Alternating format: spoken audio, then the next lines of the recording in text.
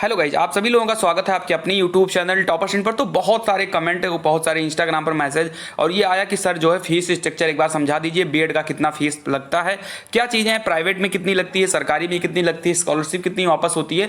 तो इन सभी लोगों पर हम बात करेंगे। लेकिन अगर आप लोग चैनल पर नए हो तो सबसे पहले तो आप चैनल को सब्सक्राइब कर लीजिए, क्योंकि बस जल्दी हम लोग की काउंसलिंग स्टार्ट होने वाली है। जैसे रिजल्ट आ जाएगा हम लोग का, तुरंत ही उसके बाद में हम लोग की काउंसलिंग स्टार्ट होगी। और काउंसलिंग जो है बहुत फूंक फूंक के काउंसलिंग हम लोग को करनी होती है। अगर एक भी चीज़ हमने उसमें गलत कर दिया तो पूरे 2 साल का बीएड जो है हम लोग का खराब हो जाता है। इसलिए आप चैनल पर ट्रस्ट करिए, चैनल को सब्सक्राइब करिए, एक भी गलती नहीं होगी। ठीक है, तो सब्सक्राइब कर लिया होगा। अब हम लोग बढ़ जाते हैं आज की न्यूज की तरफ। सबसे पहले हम बात करते हैं एडमिशन को लेकर के। ठीक है भैया, हमने एक स्ट्रक्चर बना लिया 5000 प्लस 750 प्लस 46,250। ये क्या है, इस पर भी बात करेंगे। देखो, जब आप काउंसलिंग करवाने जाते हो तो काउंसलिंग में आपको जो 5750 रुपए पे करनी होगी। यानी जैसे ही आप काउंसलिंग जाओगे सबसे पहले आपकी ये पैसे फीस लग जाएंगे, यानी 5750। अब आपकी रैंक चाहे सरकारी के लिए हो चाहे प्राइवेट के लिए हो, 5750 सभी के लिए लगेंगे, ये कंपलसरी है। जिसमें से ये जो 750 रुपए हैं ये हमारे हो जाते हैं काउंसलिंग की फीस। यानी जो आप काउंसलिंग करवाने जाओगी वो 750 काउंसलिंग फीस हो जाएगी। बाकी की अगर हम इन 5000 रुपए की बात करते हैं तो ये जो हमारा 5000 रुपया होता है ये होता है कॉलेज का एडवांस फीस। ठीक है, आप गए काउंसलिंग कराने, 5750 रुपए जमा हो जाएगा, 750 रुपए आपकी काउंसलिंग फीस हो जाएगी और जो 5000 रुपए होगा वो आपकी एडवांस फीस हो जाएगी। उसके बाद चाहे आपको सरकारी कॉलेज मिलती है चाहे आपको प्राइवेट कॉलेज मिलती है, ये 5000 रुपए एडवांस फीस के तहत हो जाएगी। उसके बाद अगर आपको सरकारी कॉलेज मिले, देखो अगर मैं सरकारी कॉलेज की बात करता हूं तो हर एक सरकारी कॉलेज की जो फीस होती है वो अलग अलग होती है। कहीं पर 5000 रुपए फीस होती है एक साल की, कहीं पर 8000 होती है, कहीं पर 15000 होती है और किसी किसी सरकारी कॉलेज में 20000 फीस भी होती है एक साल की। ठीक है, तो सरकारी कॉलेज में जितना भी होगा, मान लीजिए आपने कोई सरकारी कॉलेज लिया और उनकी एक साल की जो फीस है वो 8000 रुपए है, तो 5000 आप ऑलरेडी जो है पे कर चुके हैं, तो बची हुई फीस 3000 आपको कॉलेज अलॉट होने के बाद आपको पे करनी होगी, याद रखिएगा। ठीक है, 3000 रुपए जो है वो आपकी कॉलेज अलॉट होने के बाद पे करना होगा।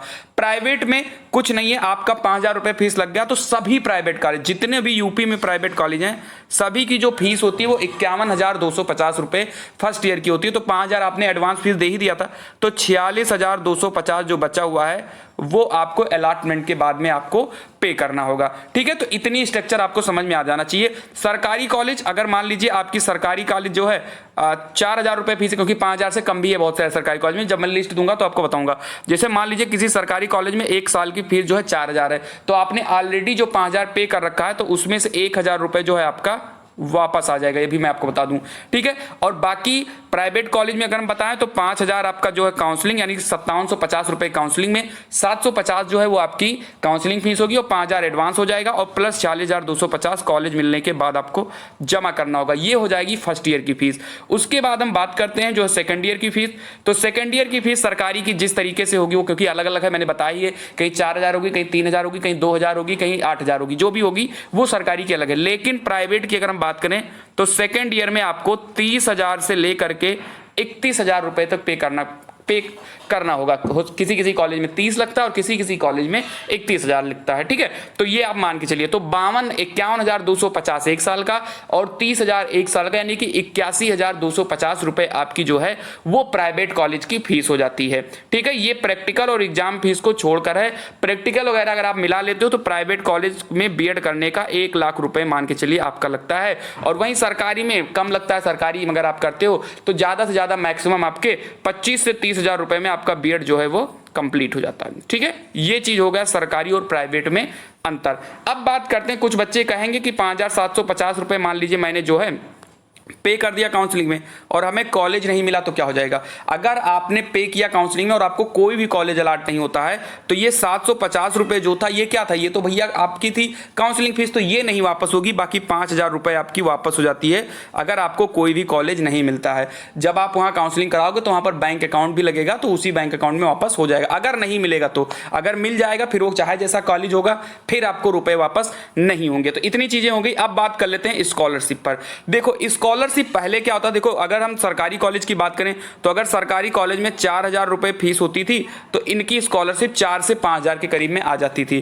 प्राइवेट में पहले 51,250 रुपये अगर फीस लगती है तो इनकी जो है 55,000 के आसपास पहले आ जाती थी, ठीक है। लेकिन अब की बार जो है जो 2020 वाले बच्चे किए हैं इनमें सरकारी का जितना था उतना ही वापस आया, लेकिन प्राइवेट में जो 51,250 था उसमें से किसी का 32,000 आया है, किसी का 30,000 आया है, किसी का 33,000 आया है, किसी का भी 50 के आसपास नहीं आया, क्योंकि कोविड पैंडेमिक था, फंड कम था, बजट कम था, इसलिए कम आया। वैसे तो जनरली बात किया जाए तो 51,250 में 55,000 के आसपास पहले आता था, ठीक है। ऐसे ही तो मुझे उम्मीद है कि आपको ये सारी चीजें समझ में आ गई होंगी। मैं एक बार फिर से थोड़ा सा रिवाइज करा दूं आपको। सरकारी कॉलेज में 5,750 आपकी काउंसलिंग में, बाकी जो भी 1-2 हज़ार रुपया 3,000, यानी कि अगर 8,000 रुपए हैं आपकी फीस सरकारी में तो 5,000 इधर से बच जाएगा और 3,000 इसमें ऐड होकर 3,000 बाद में देना होगा। अगर है 8,000 तो, अगर 5,000 ही है तो आपको कुछ नहीं पे करना है।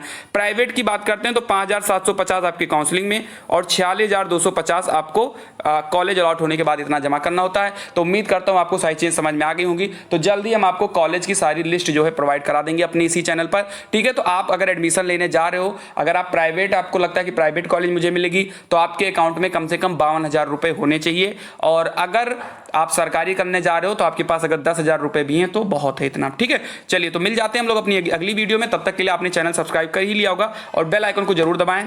बच्चों, अगर आप लोगों को प्रश्न सॉल्व करने में कोई डाउट आते हैं तो अब आपको घबराना नहीं है, क्योंकि अब आपके साथ है फिलो ऐप। जी हाँ, फिलो ऐप आप सबके लिए शानदार फीचर लेकर आ चुका है, जहां पर आप सभी क्वेश्चंस का डाउट बहुत ही आसानी से क्लियर कर सकते हैं। आपका क्वेश्चन किसी भी क्लास का हो या किसी भी सब्जेक्ट का हो, इस ऐप की सबसे खास बात यह है कि यहाँ एक्सपर्ट लाइव आकर आपके सारे क्वेश्चंस का डाउट क्लियर करते हैं और आप यहाँ पर अपने क्वेश्चंस को टाइप कर सकते हैं या फिर आप क्वेश्चन ऑन पेपर फोटो भी खींचकर आप अपने सभी सवालों का जवाब पा सकते हैं और आपका जो भी कॉल होगा वो सीधे एक्सपर्ट को कनेक्ट कर दिया जाएगा। What is the enzymes present in saliva? Lysozyme enzyme is present.